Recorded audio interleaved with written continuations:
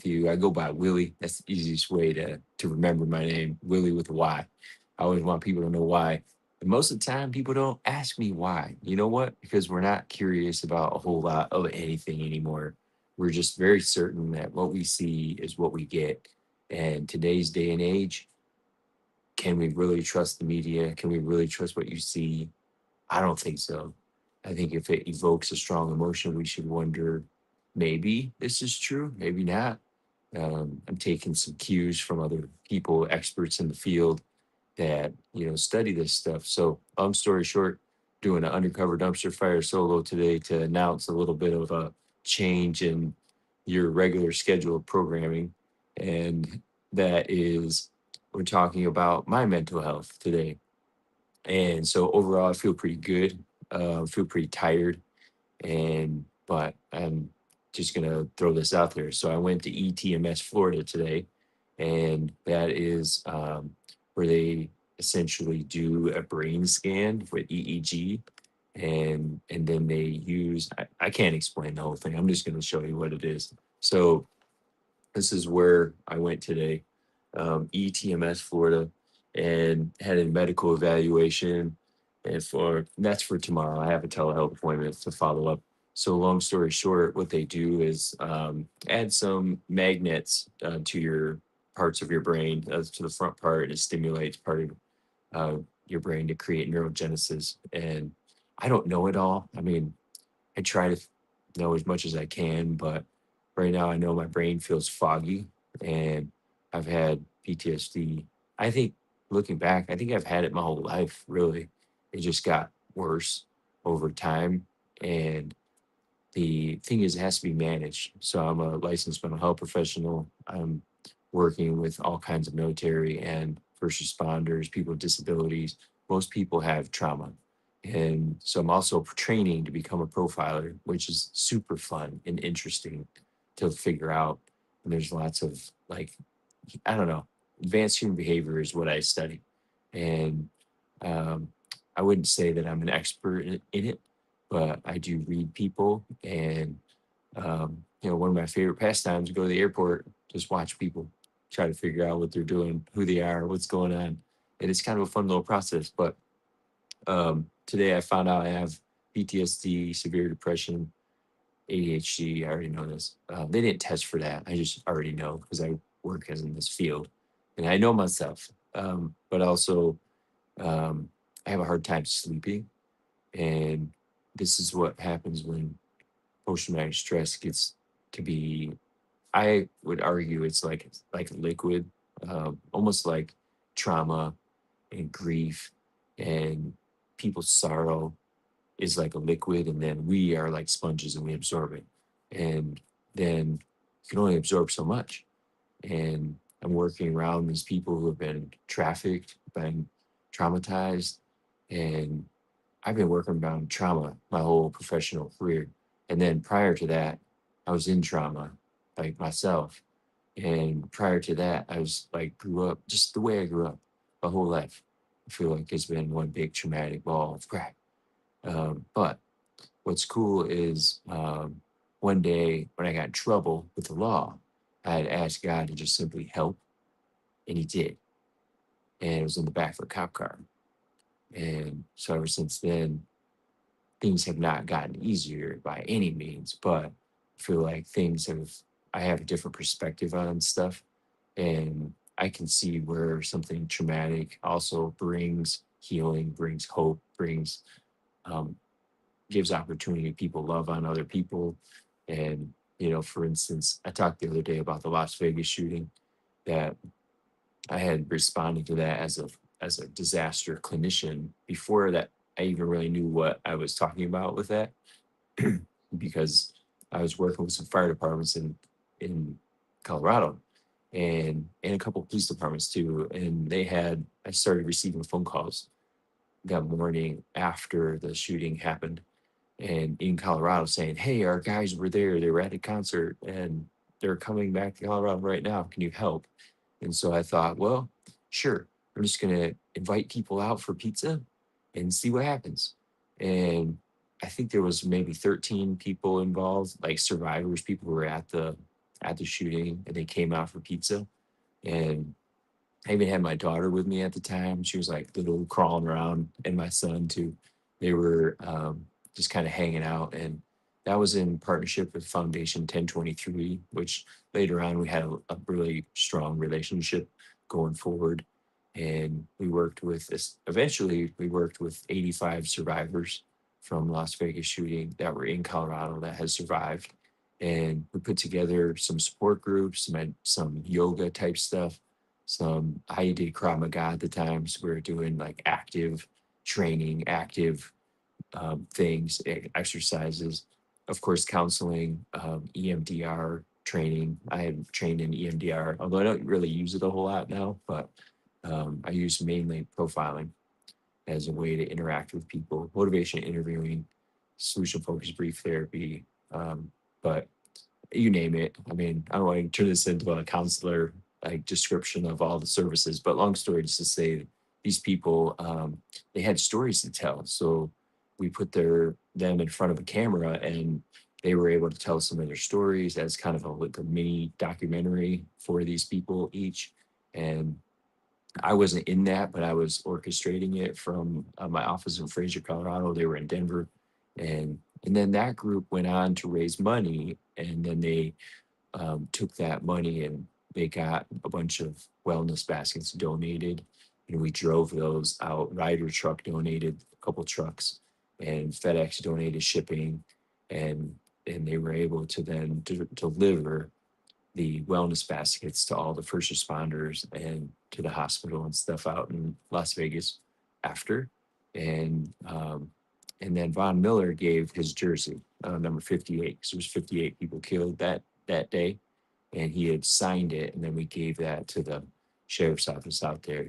And long story short, supporting people through disasters is very helpful, very meaningful, very purposeful, but it's also very heavy. And so then me as a person providing this kind of service, or anybody in this kind of disaster work, you have to have ways to offload what you're taking on. And so I usually run every day, run with the flag, do all kinds of workout stuff. I love martial arts.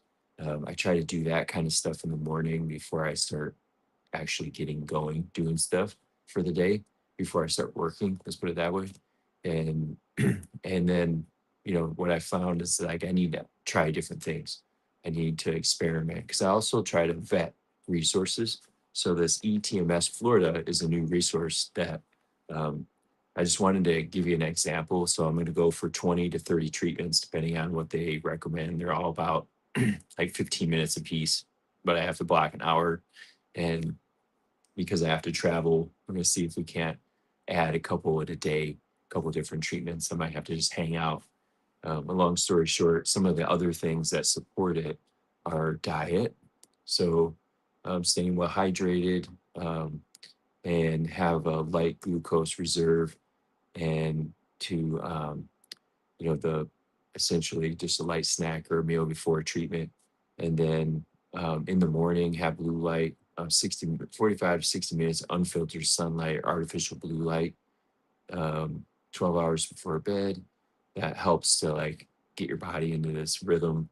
And then having a consistent bedtime is usually like 9 to 10 p.m., sometime in there. And then alcohol and drugs and stuff can affect it. So making sure not having margaritas, a bunch of stuff that will, get in the way of recovery and help your brain, or my brain in this case, recover from being traumatized. And I'm not going to get into all the stories about how I've been traumatized, but I'll just tell you that um, this process, this one here, is this is where is it? The MERT process. So essentially, there's an analysis that happens. There's evaluation, analysis, the delivery of treatment. So they're um, doing this essentially like this. I don't even know what you call it, thing in your forehead, but I haven't done it yet. So I just got started today in this program. And the other thing they want me to do is to track my sleep here with this Withings like sleep pad. that measures my heart rate, um, and then also, I mean, it gives like graphs and stuff. I haven't even opened it up yet, so I'll do that tonight.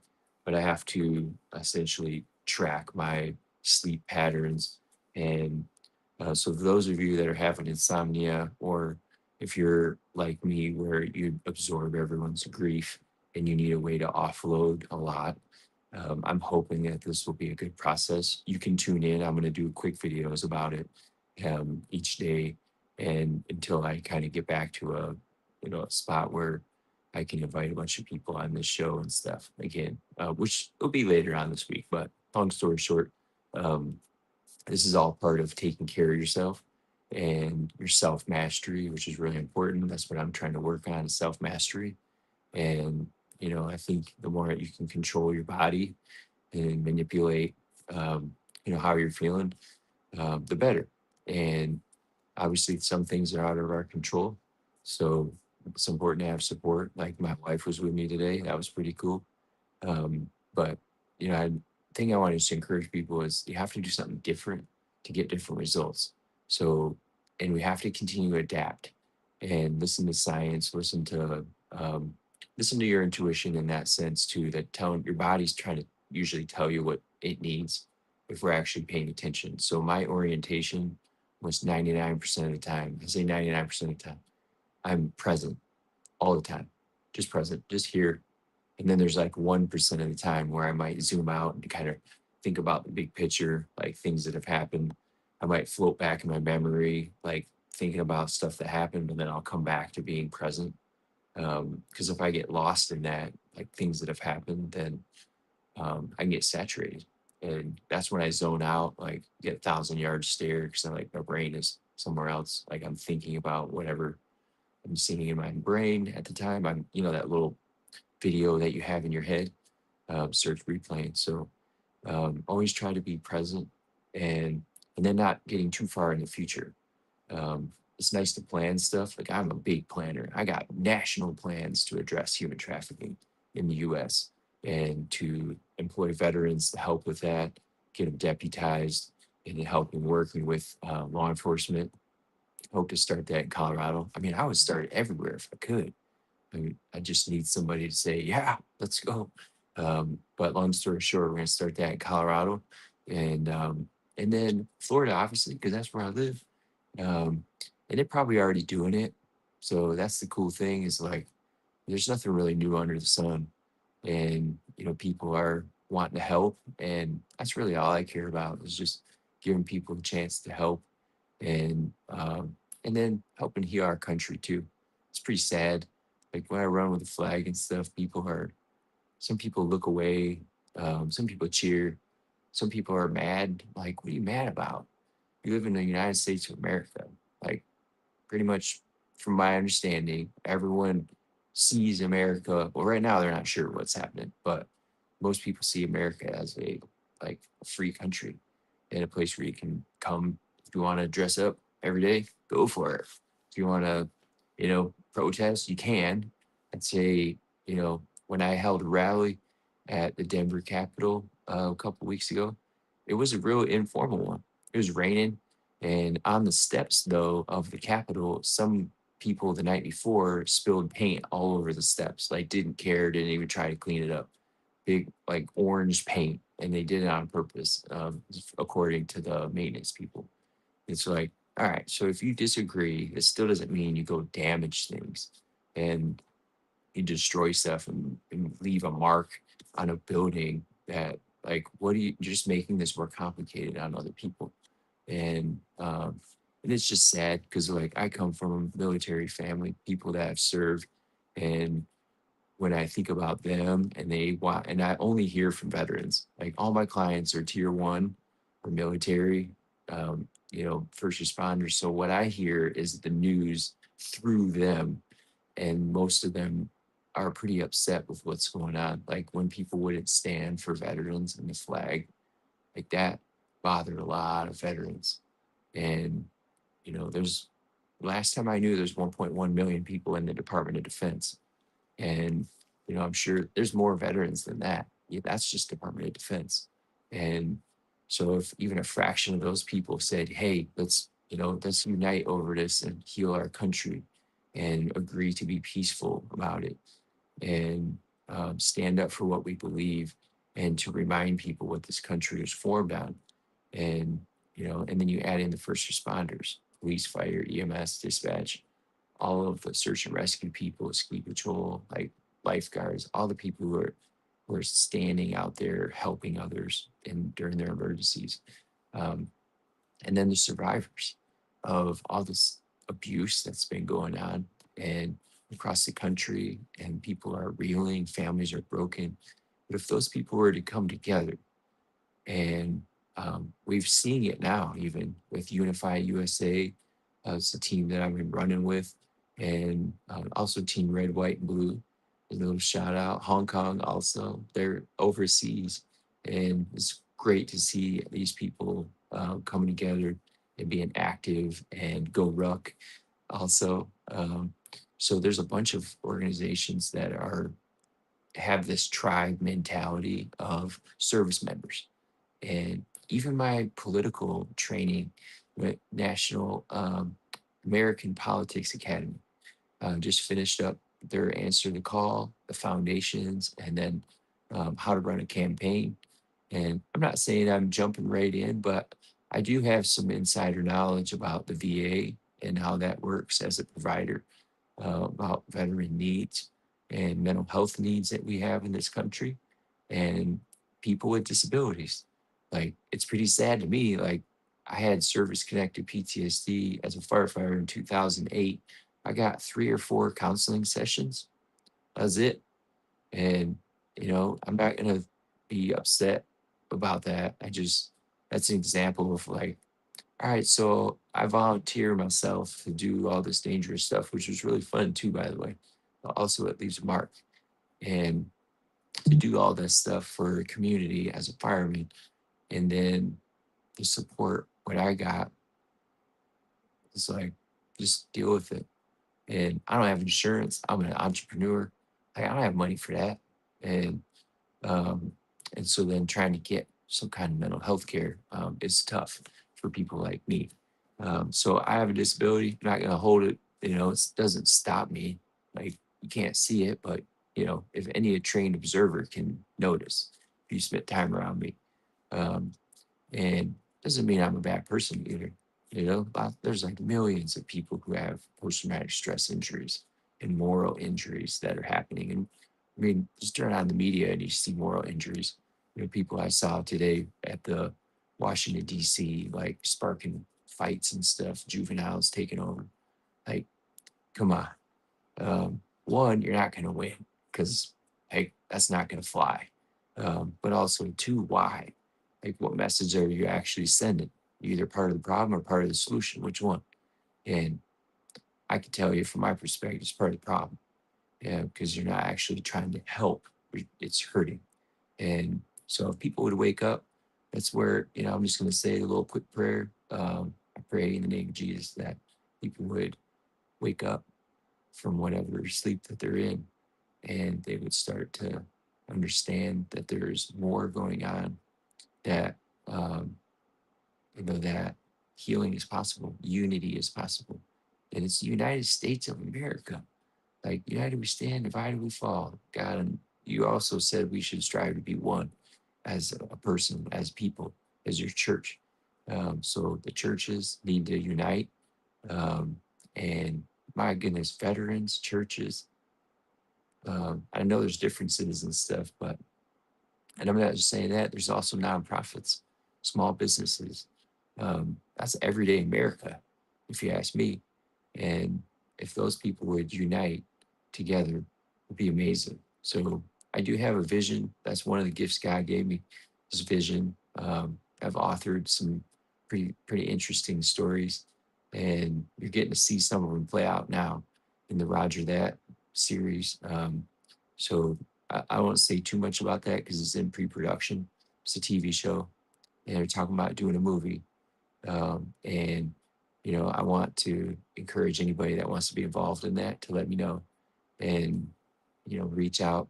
in whatever way that works. I'm not actually not on social media much. This just restreams out to all these channels. I don't have time. I don't have time to go to all these channels and like respond to everybody. I wish I could, but I just don't because it's, yeah, I got other stuff to do. I'm a therapist, my dad, husband. I travel, go back and forth between Colorado and Florida. And I'm going to be running this Saturday in Orlando with Unify USA. And I'll wear my fire helmet. And why not get this thing out? I'll be the fire guy. And so long story short, if you're in Florida this weekend, uh, this will be on Saturday, I believe it's the 21st in Orlando. Look up Unify USA official, and you can sign up. It's free to register. There's the first 100 people get a flag, a United States of American flag, and I've got a bunch of flags. I'm gonna get a bigger one this time. I've been using the one that I got free from TikTok for the while now. But long story short, it's gonna be fun, and it's not actually a political thing. I mean, there is politics around it, around the flag, and I get that. But also, this is just unifying America. So it's a pretty cool process to see. And if you want to come out or follow along on all the socials, and and then if you want to see it come to where you're at, let us know. And I say us, let T. Pierjoy McCoy know. He's the one that started Unify USA. I just happen to be running in the Florida Keys a lot and in Colorado, and people think that I am him. And so I'm like, no, I'm not T. And I call him my little brother. He's not little, but he's younger than me. So I call him my little brother.